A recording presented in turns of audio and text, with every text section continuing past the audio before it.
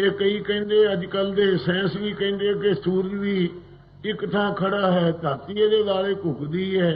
ਚੰਦਰੋਂ ਵਿੱਚ ਜਾ ਕੇ ਕਮਿਊਨਿਸਟ ਕਹਿੰਦੇ ਅਸੀਂ ਮਕਾਨ ਲੈ ਲਏ ਐ ਤੇ ਖਰੀਦ ਕੇ ਕੋਠੀਆਂ ਵੀ ਪਾ ਲਈਆਂ, ਇਹੀ ਜੀ ਗੱਲ ਕਰਦੇ ਐ।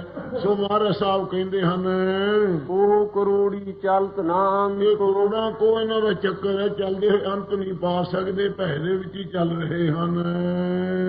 ਭੈ ਵਿੱਚ ਸਿੱਧ ਬੁੱਧ ਸੁਰ। Good afternoon, Commissioners. Today I'd like to bring to your attention a potential fraud on an enormous scale happening in your county. There's now clear evidence of NASA using numerous methods to grossly mislead the public about astronauts being on the International Space Station.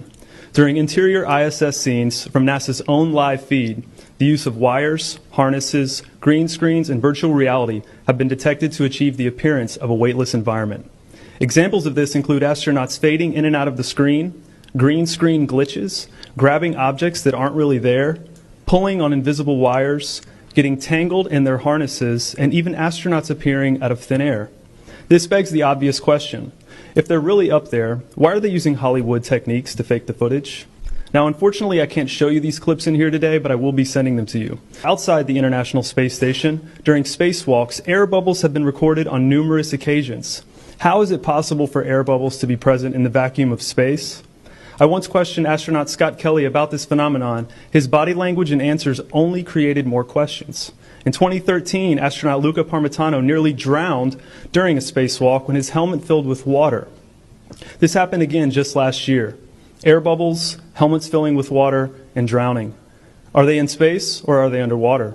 Now what's really interesting is that they train for spacewalks in an underwater pool with a complete ISS replica.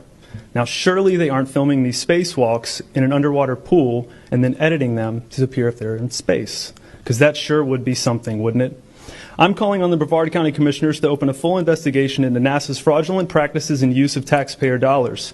It costs NASA $3 billion per year to operate the ISS, and if they don't have a darn good explanation as to why they're faking these videos, I and the public would like a darn good explanation as to where our tax money is going. And if they are indeed faking the funk, it is our duty to expose and eliminate this fraudulent and astronomically wasteful ISS program. And look, I know what you're all thinking. The NASA is part of the federal government and you're just county commissioners. Even if what I'm saying is true, what can you do? But let me remind you, not only is this happening in your county, as public officials, you have the platform and the ability to make a statement or hold a press conference, alerting the public, state, and federal authorities to investigate further. You have the power to start the conversation. Video evidence of everything I described today will be emailed to you all, and I truly hope we can get to the bottom of this. I look forward to the day that $3 billion annual budget is put towards our veterans, our homeless, maybe some of that mental health stuff the young lady just spoke about, and the revitalization of Brevard County.